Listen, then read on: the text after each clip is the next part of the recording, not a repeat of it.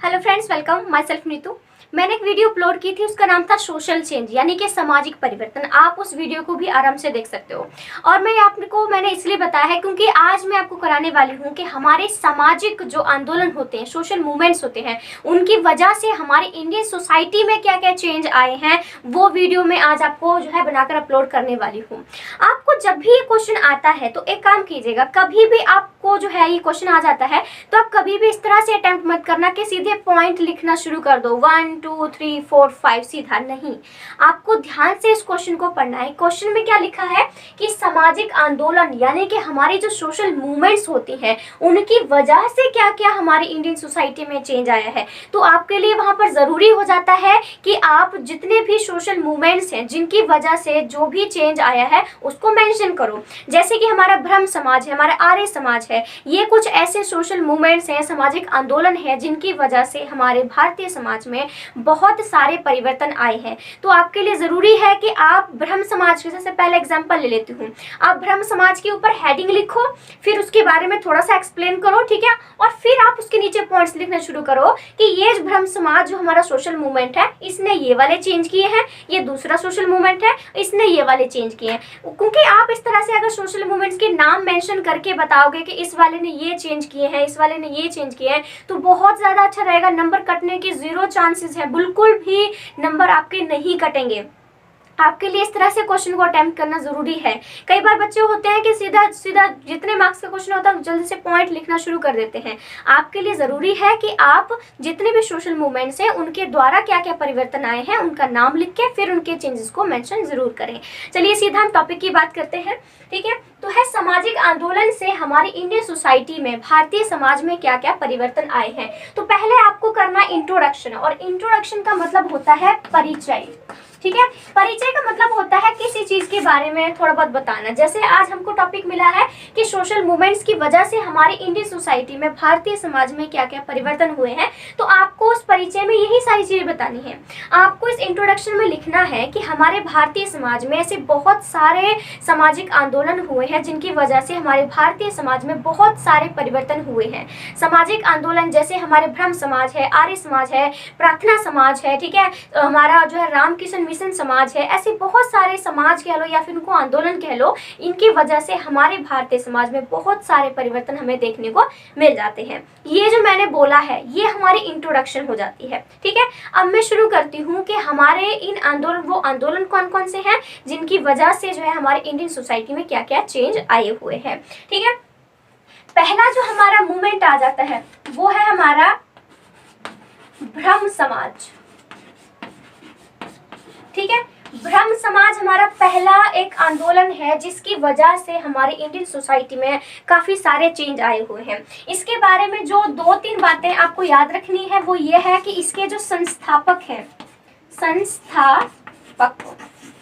ठीक है, इसके संस्थापक मतलब जिसने इस ब्रह्म समाज को बनाया है, उनका नाम है हमारा राजा राम मोहन रॉय, ठीक है। राजा राम मोहन रॉय कह लो या फिर राय कह लो, कोई फर्क नहीं पड़ेगा, बिल्कुल चल जाएगा। पहली चीज आपने ये इसमें मेंशन कर देनी है, और दूसरी चीज आपको करनी है कि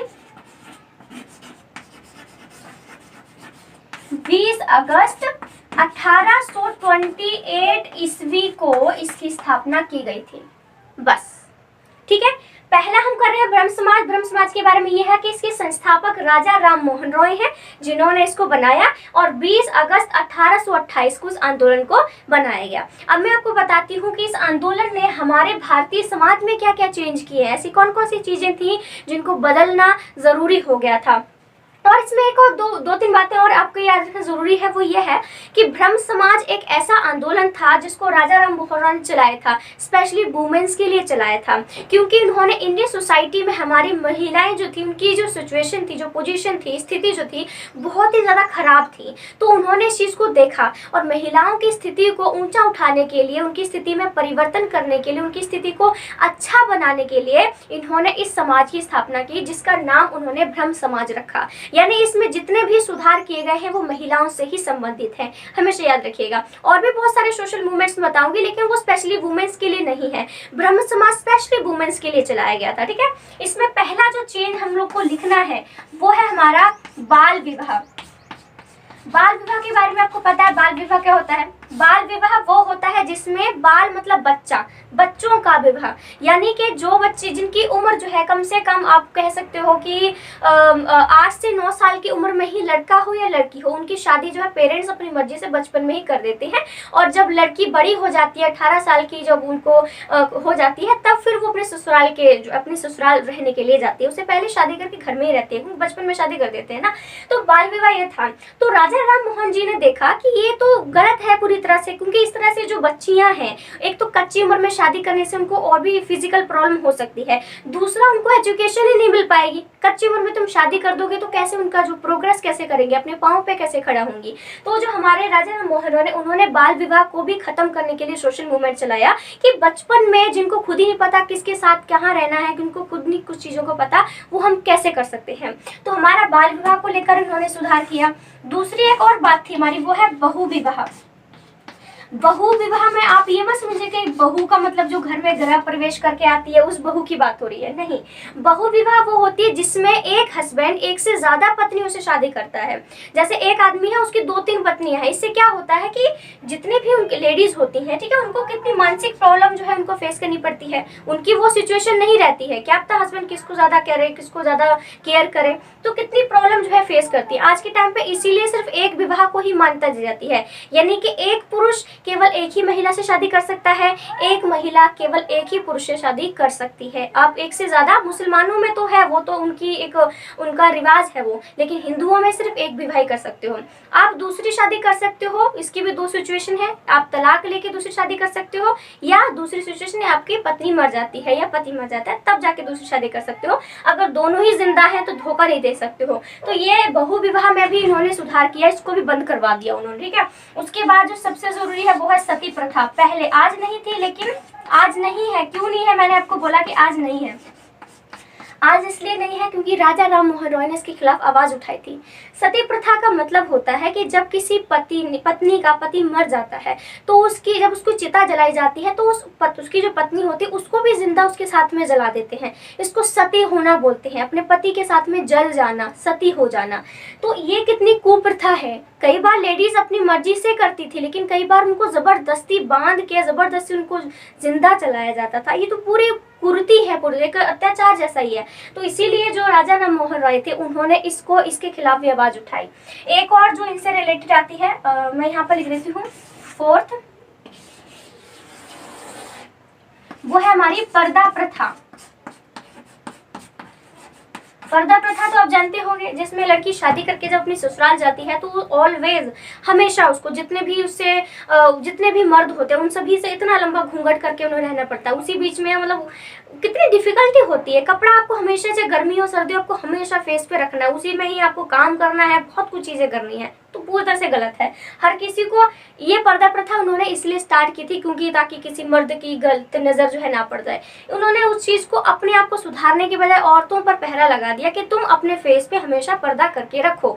लेकिन राजा राम मोहन रॉय ने इस चीज को भी जो है बंद करवा दिया कि ये चीज भी गलत है। सारी चीजें आप देख रहे हो सारी वुमेन से रिलेटेड है। मैंने आपको पहले कहा था कि राजा राम मोहन रॉय जी जो थे उन्होंने वुमेन से रिलेटेड, वुमेन्स के सुधार के लिए उन्होंने काम किए थे। तो इनके बारे में आप इतना कर सकते हो।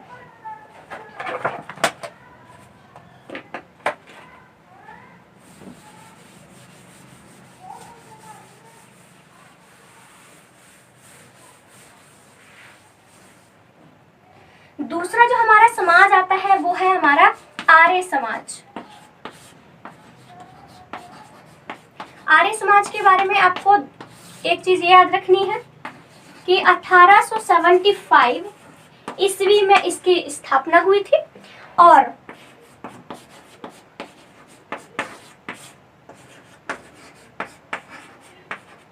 स्वामी दयानंद सरस्वती, चलिए ठीक है। आर्य समाज के बारे में यह है कि 1875 में इसकी स्थापना हुई थी, इसको बनाया गया था और स्वामी दयानंद सरस्वती जी ने इसकी स्थापना की थी, यानी कि इन्होंने इसको बनाया था। ठीक है, आपको सिर्फ 2 बातें याद रखनी है और ज्यादा कुछ भी नहीं करना है। अब मैं सुधार की बात करती हूँ कि इन्होंने क्या क्या हमारी इंडियन सोसाइटी में सुधार किए, परिवर्तन किए, सुधार जो भी आप कह सकते हो, कोई दिक्कत की बात नहीं है। पहली बात है मूर्ति पूजा।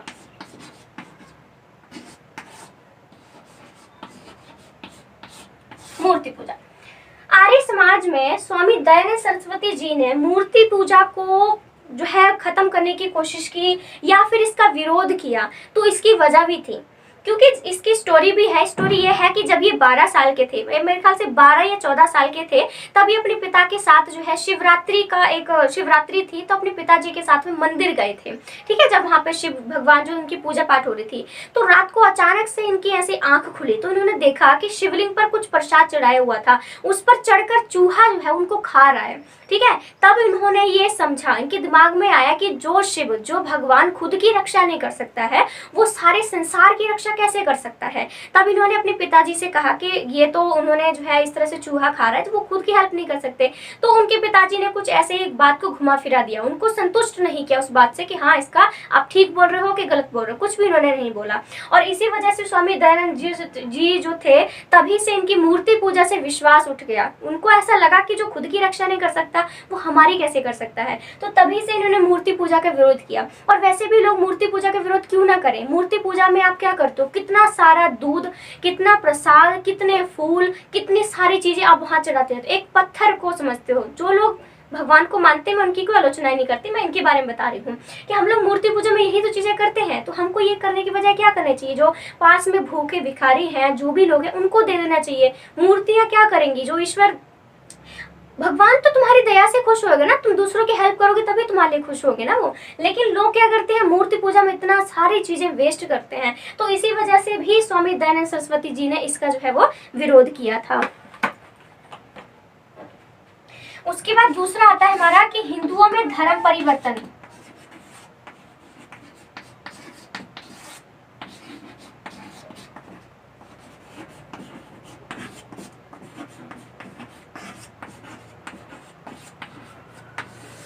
हिंदुओं में धर्म परिवर्तन का भी उन्होंने सुधार किया था, क्योंकि उस वक्त क्या था, जिस वक्त की हम लोग बात कर रहे हैं, जब स्वामी दयानंद सरस्वती जी थे, तो उस वक्त मुगल हमारे सोसाइटी में बहुत सारे थे।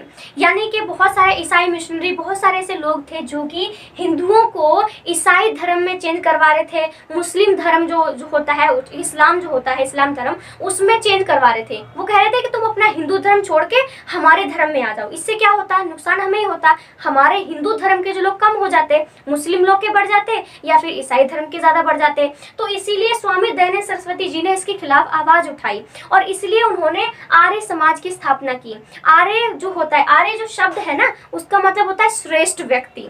ठीक है, तो स्वामी दयानंद सरस्वती जी ने लोगों को ये बताया कि हम अपने हिंदू समाज में, हिंदू धर्म में रहकर भी अपनी प्रोग्रेस को कर सकते हैं। जब ईसाई और मुसलमानों ने हिंदुओं को ये कहकर भड़काया, ये कहकर उनको बोला कि आप हमारे समाज में आ जाओ कि आपको बहुत ऊंची प्रोग्रेस मिलेगी, आप सभ्य बन जाएंगे। लेकिन दयानंद सरस्वती जी ने लोगों को ये कहा कि आप हिंदू धर्म में रहकर भी सर्वश्रेष्ठ बन सकते हो, सभ्य बन सकते हो। हमें सभ्य बनने के लिए, सिविलाइज होने के लिए दूसरे जो रीजन है, धर्म है, उसमें जाने की कोई जरूरत नहीं है। तो उन्होंने जो है मूर्ति पूजा जो हम बोले, तो उसमें भी उन्होंने काम किया है। ठीक है, उसके बाद हम लोग तीसरी जो हम लोग, आई होप इस वीडियो में दिख रहा हो वो, ठीक है, वो है हमारी असमानता। असमानता तो आप जानते ही हो, समानता मतलब होता है इक्वालिटी और असमानता होता है हमारा इनइक्वालिटी, यानी कि असमानता। असमानता में क्या होता है कि हमारी सोसाइटी में बहुत सारे लोग रहते हैं जिसमें डिफरेंस किया जाता है। आप ऊंचे हो, आप ऊंची जाति के हो, आप नीची जाति के हो, आप नीचे जाति के हो तो आपको ये काम करना पड़ेगा। आप दूसरा धर्म चेंज नहीं कर सकते हो, दूसरा कोई काम नहीं कर सकते हो। काफी सारी चीजें हमारी जिसमें देखने को मिलती है। एक तो जाति के नाम पर असमानता की जाती है और दूसरा हमारे जो पैसा होता है, अमीरी गरीबी के नाम पर भी असमानता की जाती है। आप अमीर हो तुम गरीब हो, तुम गरीबी रहोगे, कीड़े हो, वो हो, बहुत कुछ लोगों को कहा जाता है। जो गरीब होते हैं वो क्या करते हैं, और जो अमीर होते हैं उनको सोसाइटी में बहुत ही मान और सम्मान दिया जाता है। तो जिस भी समाज में हमें भेदभाव या फिर इनइक्वालिटी देखने को मिलेगी वो समाज कभी भी प्रोग्रेस नहीं कर सकता है। तो इसीलिए हमारे स्वामी दयानंद सरस्वती जी ने ये 3 सुधार, ये 3 परिवर्तन हमारे भारतीय समाज में किए, क्योंकि ऐसी चीजें जो हमारी सोसाइटी को आगे बढ़ने से रोकती हैं उनका खत्म करना, उनमें चेंज करना, परिवर्तन करना जरूरी भी हो जाता है। ठीक है, तो ये हमारा दो जो मूवमेंट्स हैं वो आराम से हो जाते हैं।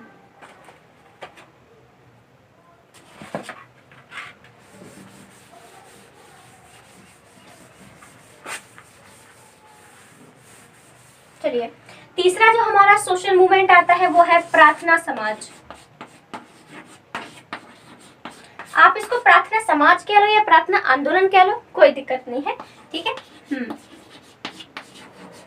चलिए, इसके बारे में जो आपको 2-3 चीजें याद रखनी है वो है कि 1867 ईस्वी में इसकी स्थापना हुई थी, यानी कि 1867 में इसको बनाया गया था। ठीक है, और इसको बनाया किसने था, इसको बनाया था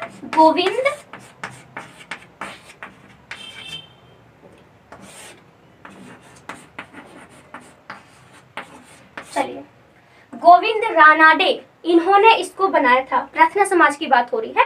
तो 1867 ईस्वी में इसकी स्थापना की गई थी और गोविंद रानाडे जो है इन्होंने इसको बनाया था। चलिए, इनके सुधार में हमारा पहला आता है स्त्रियों की स्थिति।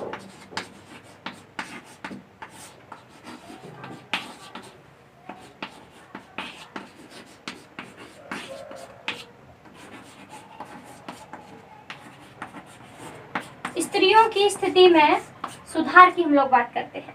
ठीक है, तो जो प्रार्थना समाज है उन्होंने जो वुमेन्स का स्टेटस है हमारी सोसाइटी में उसमें उन्होंने काफ़ी ज़्यादा सुधार किया। क्योंकि क्या था, हमारी इंडियन सोसाइटी वुमेन की सिचुएशन बहुत ही ख़राब थी। हमेशा घर की 4 दीवारी में रहना, घर के काम करना, पूरे परिवार को संभालना, काम काज करना, बस बाहर जाने नहीं देना। तुम घर में रहोगे, कोई आदमी आ जाता तुम्हें और बेपर्दा करके रखना है, तुम कोई बाहर काम नहीं कर सकती हो, अपनी मर्जी के डिसीजन भी नहीं ले सकती हो, तुम्हारे पास संपत्ति का अधिकार भी नहीं है, कुछ भी नहीं था लेडीज के पास में।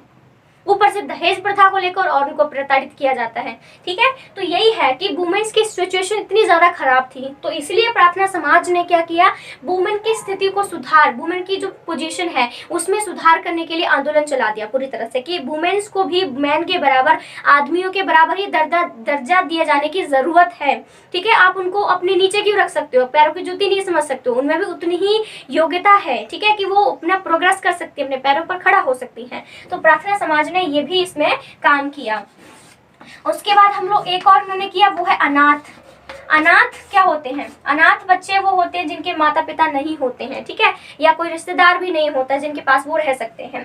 तो जो प्रार्थना समाज है उन्होंने अनाथ बच्चे जो है उनके लिए भी काम किया। जैसे कहीं सड़कों पर पड़े हुए हैं, कोई खाने पीने के लिए कपड़े नहीं है, कुछ भी नहीं है, तो ऐसे लोगों के लिए बहुत सारे अनाथालय बनवाए जहाँ पर ऐसे बेघर बच्चे जो है, ठीक है, बेघर बच्चे भी हो सकते हैं। ठीक है, मतलब ये अनाथ में से बच्चों को मत लीजिएगा, ठीक है, अनाथ में आपको जो बूढ़े लोग होते हैं जिनके बच्चे शादी के बाद उनको ऐसे ही छोड़ देते हैं, अनाथालय छोड़ के आ जाते हैं, तो उन्होंने उन्हीं लोगों के लिए, जो बेबस लोग हैं, जो बस खाने पीने को नहीं है, पहनने ओढ़ने को कुछ नहीं है, तो उन लोगों के लिए उन्होंने अनाथालय जो है उन्होंने आर्य समाज के जो गोविंद रानाडे हैं, रानाडे हैं, उन्होंने इसके लिए उन्होंने काम किया था। ठीक है, एक ये उन्होंने सुधार किया। और एक और चीज उन्होंने की, एजुकेशन।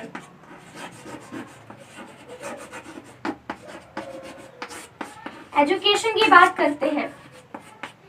कुछ लोग एजुकेशन को एजुकेशन बोलते हैं, कुछ लोग एडुकेशन भी बोलते हैं। आपको जैसा लगता है वैसा बोले, कोई दिक्कत की बात नहीं है। एजुकेशन की बात करते हैं तो एजुकेशन बहुत ज़्यादा खराब थी, क्योंकि हमारे इंडियन सोसाइटी में लोग, एक तो वुमेन की, अगर वुमेन की मैं बात करती हूँ, वुमेन एजुकेशन की, तो बिल्कुल ही नहीं थी। जब घर से बाहर ही नहीं जाने देते तो एजुकेशन बहुत दूर की बात थी। पहले सबसे पहली बात ये थी कि भारतीय समाज के लोग पहले तो शिक्षित नहीं थे। धीरे धीरे करके उन्होंने शिक्षा लेनी शुरू की, लेकिन सिर्फ लड़कों को भेजते थे, लड़कियों को बिल्कुल भेजते थे। फिर उन्होंने धीरे धीरे करके लड़कियों को भेजना भी शुरू कर दिया, तो 8वीं या 9वीं से आगे नहीं पढ़ाते थे। आपको देखो, अगर आपको सरकारी नौकरी हासिल करनी है तो बहुत सारी स्टडी करनी पड़ती है, ऊंचे लेवल तक लेवल आपको जाना पड़ता है।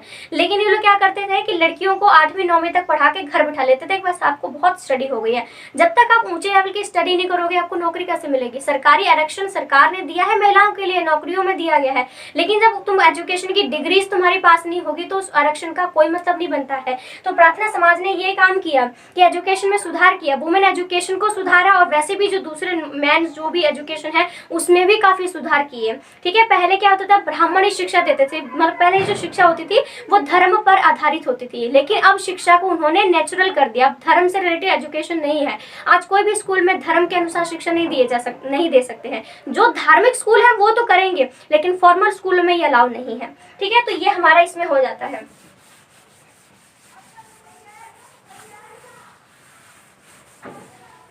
और मैं आप एक से बात कहना चाहती हूँ कि मेरे को बहुत लोगों ने बोला कि मैं बहुत ज़्यादा फास्ट बोलती हूँ। एक्चुअली मेरी आदत हो चुकी है, मैं बहुत ज़्यादा फास्ट बोलती हूँ, और सबसे बड़ी प्रॉब्लम ये है कि मुझे खुद को ही नहीं पता चलता कि मैं फास्ट बोल रही हूँ, क्योंकि मैं जो बोल रही होती हूँ वो मेरे अकॉर्डिंग तो सही है, क्योंकि मेरे को आदत है।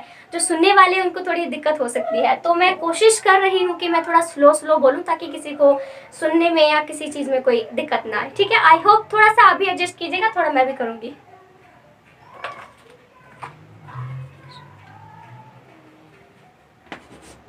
चलिए, हमारा जो 4th मूवमेंट आता है वो है हमारा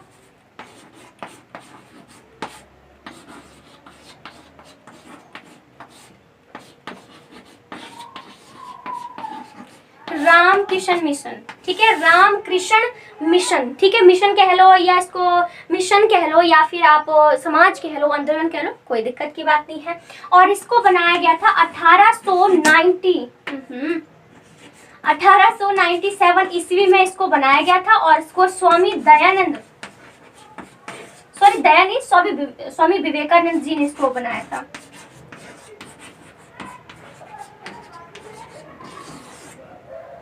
चलिए, चौक टूट जाती है बार बार।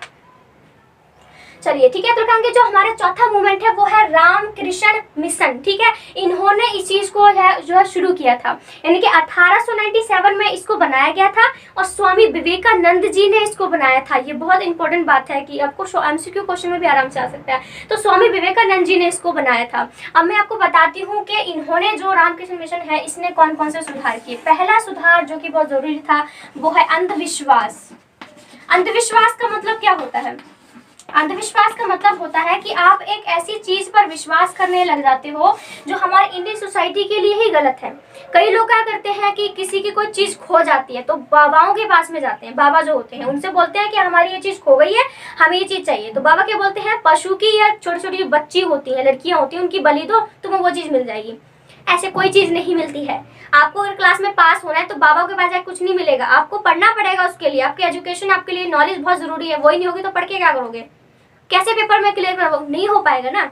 तो जरूरी है कि अंधविश्वास से बाहर निकलें। अंधविश्वास पे लोग इतने ज्यादा रम जाते हैं कि गलत और सही का उनको पता ही नहीं चलता है। इसीलिए स्वामी विवेकानंद जी हैं, उन्होंने इस चीज के खिलाफ आवाज उठाई, क्योंकि इससे सोसाइटी में बहुत ज्यादा गंदगी फैलती चली जा रही थी। लोग पूरी तरह से अपने आप को गलत रास्ते पर लेकर जा रहे थे। तो इसलिए अंधविश्वास को भी उन्होंने इसमें चेंज किया।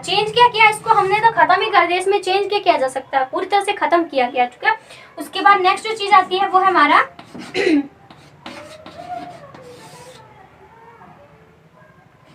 मानवीय कार्य। मानवीय कार्य का मतलब होता है कि मानवता की भलाई के लिए काम करना। स्वामी विवेकानंद जी ने लोगों को ये समझाया, ये बताया कि प्रत्येक व्यक्ति को, हर व्यक्ति के लिए, हर किसी इंसान के लिए दया भाव रखना चाहिए, भाईचारे की भावना रखनी चाहिए, हर किसी की मदद करनी चाहिए। क्योंकि एक व्यक्ति दूसरे की मदद करता है तभी तो एक अच्छे रिलेशन बन पाते हैं, एक सोशल रिलेशन बन पाते हैं। जब तक हमारे बीच एक दुश्मनी वाला एक संबंध रहेंगे या फिर हम दूसरे से अनजान रहेंगे, जानेंगे पहचानेंगे पढ़ेंगे नहीं तो रिलेशन भी नहीं बन पाएंगे। तो स्वामी विवेकानंद जी जो थे उन्होंने लोगों को बताया कि हमें हमेशा मानवता की भलाई के लिए काम करते रहना चाहिए। एक दूसरे की भलाई, एक दूसरे की हेल्प करने से ही हमारी इंडियन सोसाइटी प्रोग्रेस कर सकती है। तो आप इसमें आराम से देख सकते हो कि मैंने आपको पूरे 4 मूवमेंट्स बताए हैं, यानी कि 4 आंदोलन बताए हैं जिनकी वजह से हमारी इंडियन सोसाइटी में बहुत सारे परिवर्तन हमें देखने को मिल जाते हैं। आप इस तरह से क्वेश्चन को अटेम्प्ट करिएगा तभी आपको अच्छे मार्क्स मिलेंगे। क्यों अटेम्प्ट करिएगा? क्योंकि जब एग्जामिनर आपका पेपर चेक करेगा तो जब भी आप हेडिंग लिख के बताओगे ना कि इसने ये चेंज किया तो इतना खुश हो जाएगा, ये सोच के कि बच्चे को कितना नॉलेज है, उसको ये भी पता है कि किस वाली ने कौन सी चेंज किए हैं, कौन से आंदोलन ने क्या क्या सुधार किए हैं। तो पूरे नंबर मिलेंगे आपको, मैं गारंटी देती हूँ आपको, ठीक है। और ये सब चीज करने के बाद जो जरूरी है, जो मैं हमेशा बोलती हूँ कंक्लूजन, ठीक है। कंक्लूजन यानी कि हमारा जो निष्कर्ष होता है, मैंने आपको बताया है कि जो निष्कर्ष होता है उसके हमेशा आपको 2 मार्क्स मिलते हैं। तो आप जब भी कंक्लूजन छोड़ के आओगे तो 2 मार्क्स हर क्वेश्चन के अपने आप ही काट लेना कि आपके नंबर इतने कम आने वाले हैं, क्योंकि कंक्लूजन पूरा 2 मार्क्स का होता है। तो आपके लिए जरूरी है कि आप कंक्लूजन भी ऐड करके आए, ठीक है। तो ये पूरा क्वेश्चन अब हो गया है कंप्लीट। अगर आपको वीडियो अच्छी लगती है, मेरा मटेरियल, मेरा पढ़ाना अच्छा लगता है तो प्लीज़ कमेंट करके मुझे जरूर बताइएगा, मुझे बहुत खुशी होगी। मुझे अच्छा लगेगा कि मेरा जो मैं मेहनत कर रही हूँ आपके ऊपर वो आपको जो है हेल्प कर रही है, ठीक है। और ठीक है, और मेरी वीडियो को लाइक जरूर कीजिएगा, क्योंकि जिस भी चीज़ से मैं हमेशा बोलती हूँ कि जिस भी चीज़ से आपको हेल्प मिलती है, मदद मिलती है, उसको लाइक का बटन दबाने में कोई दिक्कत नहीं होनी चाहिए।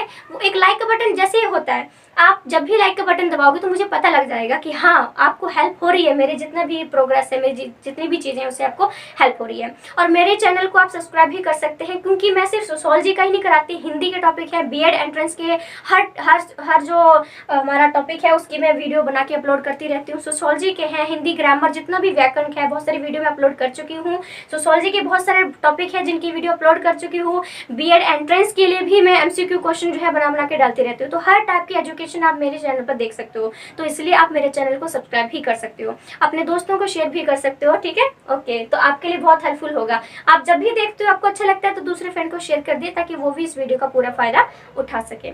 Thank you so much friends, thank you.